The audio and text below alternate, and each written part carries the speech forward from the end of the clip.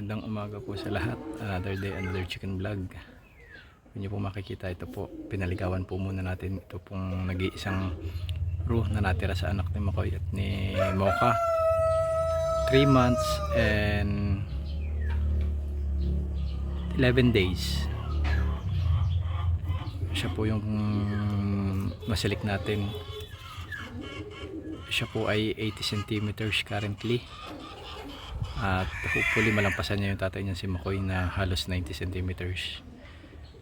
Dahil yung nanay po nila na si Mocha ay halos 70 plus lang. Kaya sana malampasan niya yung tatay niya.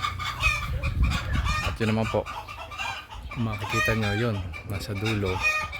Yan po yung nag-iisang anak ng nabenta natin na IGRRA at IG Italy.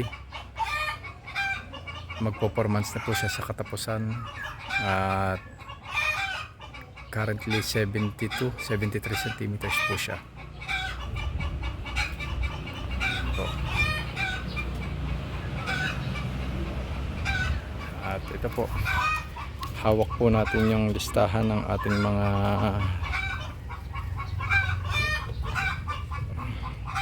hen, yung mga anak ni Mocha at ni Makoy na 4 na hen. Ang pinakamalaki po ay yung hen number 2 natin na currently 70 to 71 centimeters.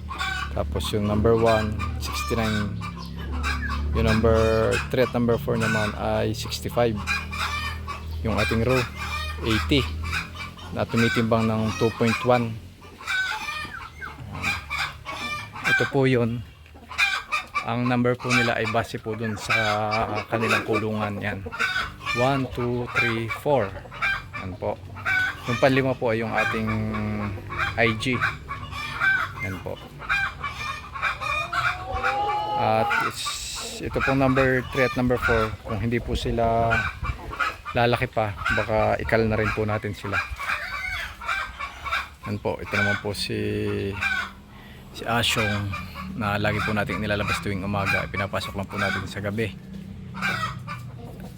Nagsisimula na po tumubo yung kanyang mga balahibo at tapos na po yung paglalagas. Pero ganun pa rin po, masakit pa rin po yung paa niya. Hindi pa rin po siya masyado nakakalakad. Lagi po niyang itinataas yung kanang paa niya. Tingnan niyo po, hindi po siya umalis sa tayo. Yan naman po yung mga manok ng ating kapitbahay, ng mga sisiw. Dito nalalaki ang mga yan. Ang kinakatakot lang po natin, baka may dala silang sakit. Yung sa gabok, sa hangin, or baka makainom sila sa inuman ng ating mga ibang alaga at mahawaan po nila. Yan.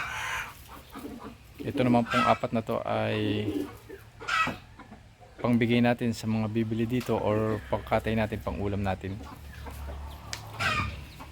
At ito naman po si Chiki, ay mukhang good news po, nakaka-recover na po siya at matakaw na din po siyang kumain.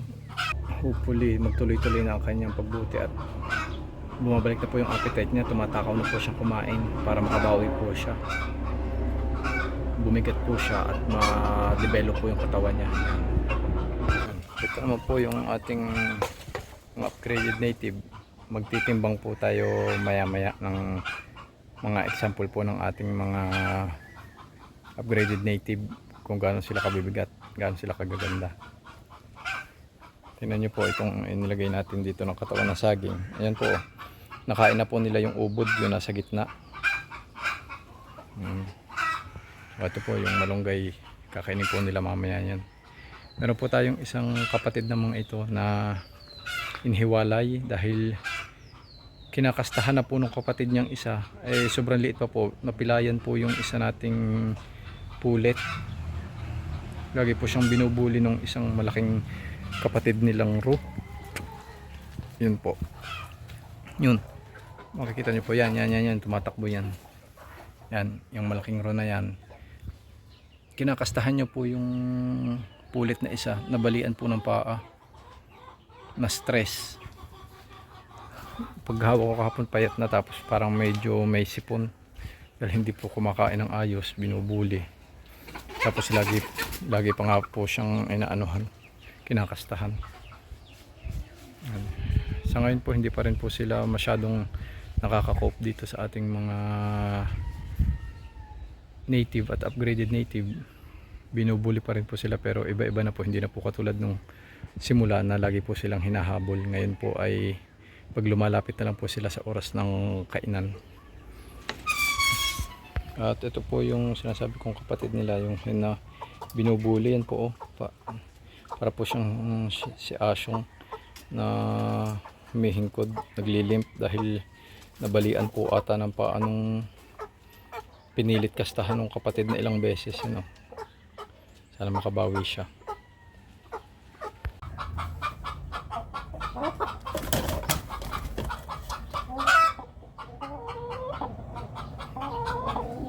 Yan guys, prime example ng ating upgraded native na produce 3 kilos and 190 grams.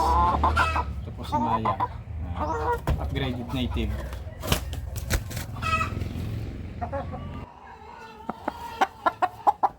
Ito naman po si May, yan, 2 kilos and 900 plus grams. Ito po, palabas po natin ito mula sa ating mga selection ng ating mga upgraded native. Yan yung itlog niya, makikita nyo, 68 grams.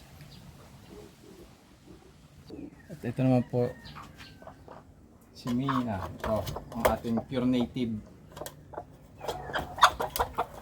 May pili na ito.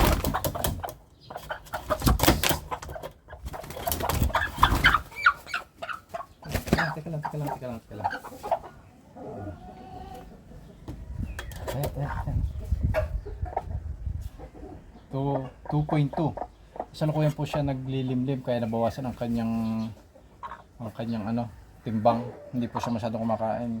Broody po siya kahit walang itlog. Ito lang po yung nag-iisang itlog sa kanilang kulungan, tatlong magkakasama.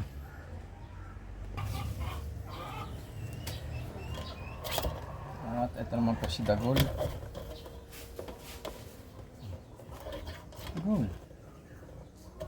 Tumitimbang po siya ng 3.4. Tayo. 3.6.